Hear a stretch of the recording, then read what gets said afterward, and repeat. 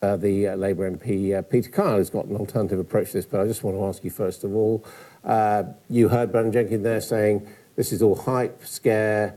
If we leave without a deal in 32 days' time, nothing to worry about. What do you say to that? I'm no more an expert on international trade than Bernard is, but what I'm trying to do is listening to the people who are experts.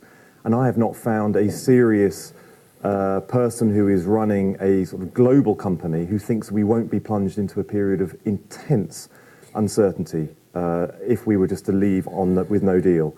You know, there is stockpiling happening now. Billions of pounds are being spent on stockpiling. But is that a result of scare tactics being used?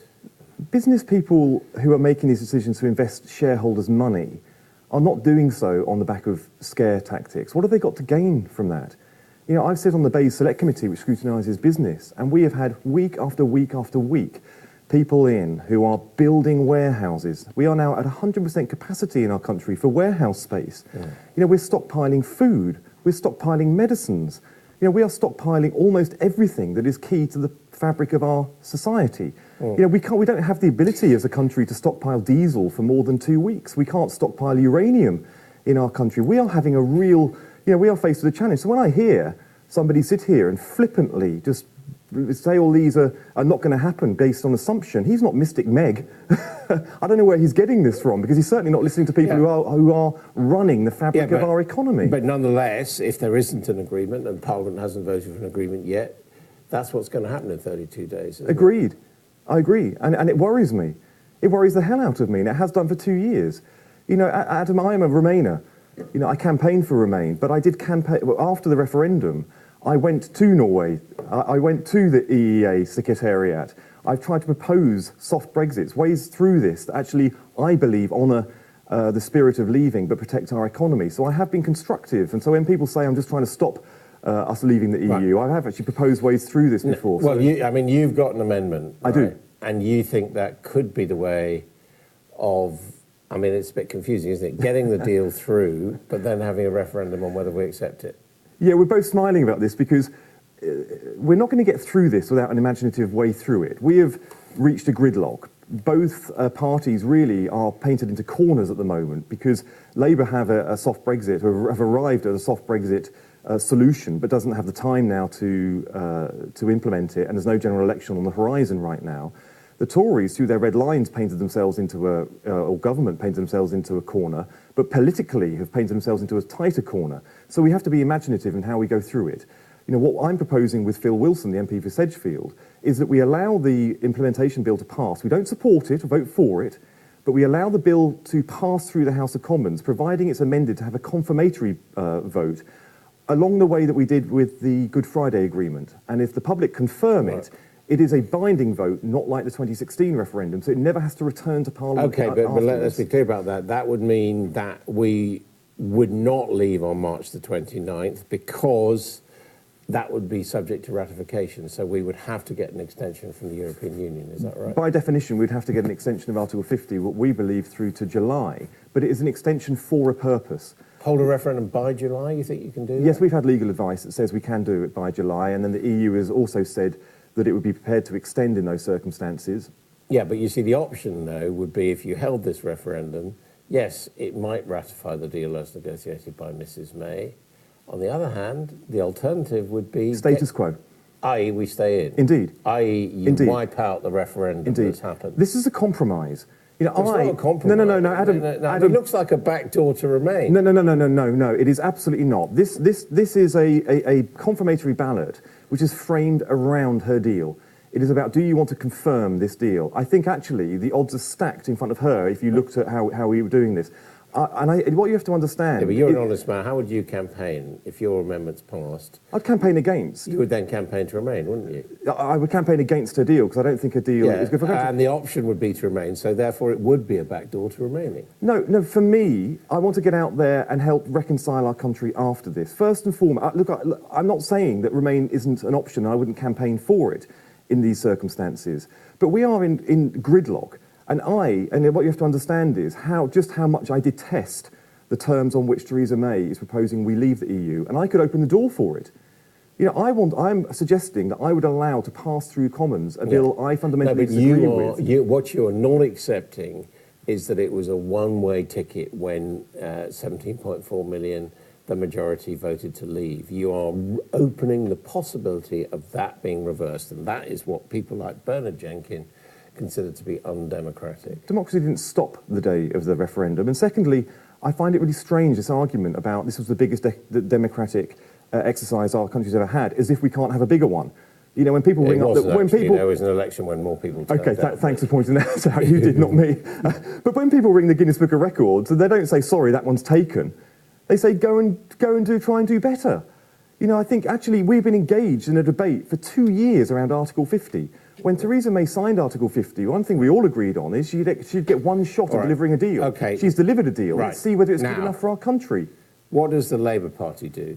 Supposing your amendment is carried, and the choice on the ballot paper is between accepting Mrs May's deal, which you think is a bad deal, or remaining, what does the Labour Party do? What should the Labour Party do in those circumstances? That's the other thing that is creative about what I'm suggesting with Phil Wilson, is that to allow the implementation bill to pass, we can allow MPs from both sides to either vote for it or abstain against it to allow it to pass. So we're allowing MPs to find their own way through a really difficult political settlement.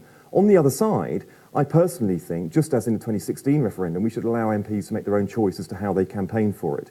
In terms of our official position as a Labour Party, I think it would be odd to have objected to the deal that she's brought back to Parliament and then sort of campaigned for it officially when it was on the other side. I suspect our official position would be that we would campaign against her deal because we don't believe this deal is good enough for the country. You campaign for Remain. I mean, it's not just against her deal. It would be campaigning to Remain. It would be campaign that... Well, no, it's a comparing two deals. I mean, is this man a total idiot? Or does he think that the people of the UK are total idiots? I mean, what he's suggesting is just what Adam Bolton said is perfectly true. You're voting either to remain or remain. Whichever way you vote, you're voting to remain. I mean, to even consider presenting a deal like this to the British people, where the people who want to leave have got no choice. They've got no choice. If they vote for May, they remain. If they vote for Brexit, for Remain, they remain. There's no choice. So when he said that, you know, the Guinness Book of Records, you don't say, oh, well, that's it, that's the final best limit we're ever going to achieve. You go at it again. What would he do if there was nobody voted to accept either deal? What would he do then? You see, this is a nonsense. It's perfectly clear that Jeremy Corbyn is absolutely he is obsessed with retaining the membership of the European Union because Jeremy Corbyn believes in open borders. Jeremy Corbyn wants to destroy Britain through immigration, and Jeremy Corbyn is frightened to death that some right-wing government might take control and put a stop to it, just like Trump is trying to put a stop to it in the United States. Britain is a tiny island. It already imports something like 60% of its foodstuffs. He's talking now about what happens, this fellow's talking about warehousing being 100%. I don't know what 100% means. I mean, how can you have 100% of an unknown quantity? But if people are storing food, that's good. That's good because at any moment, the whole system could collapse. So the more food that's in storage in the UK, which depends on importation, the better. There's no problem. But Corbyn would bring in blacks, millions of them. He loves blacks because he is part of the Coudenhove-Kalergi scheme to breed white British people out of existence, just like the sodomite in Ireland is preparing to do exactly the same thing in Ireland. The deal we have now and the deal that she's bringing back. But I mean, you're an honest man, and really the option is Remain or accept the status quo is Remain, and I'm not resigning from that. But now it's not. That would be a referendum. You know, it wouldn't be people wouldn't say, oh, we're having another referendum on a choice of two deals. They would have say we're having another referendum on a choice of whether to reverse the previous referendum or go with it. It would be a confirmatory ballot, a referendum based on facts and not promises.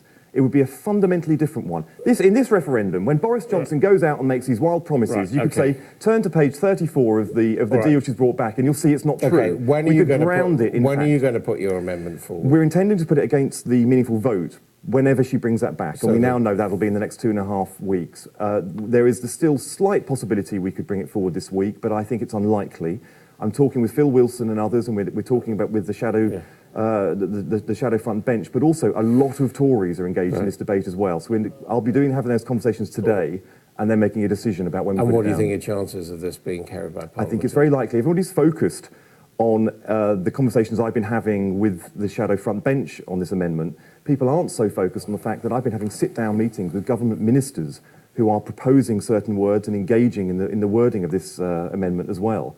I've had people from all parts of government calling and very sounding out, engaging and having discussions about how this could work out in practice. So I think that's the thing. If I was a commentator at the moment, I would be focusing on not just the conversations I'm having with the Labour Party, which I believe will come in firmly behind this in the next day or so. Okay, Peter Carr, thank you very much indeed. Well.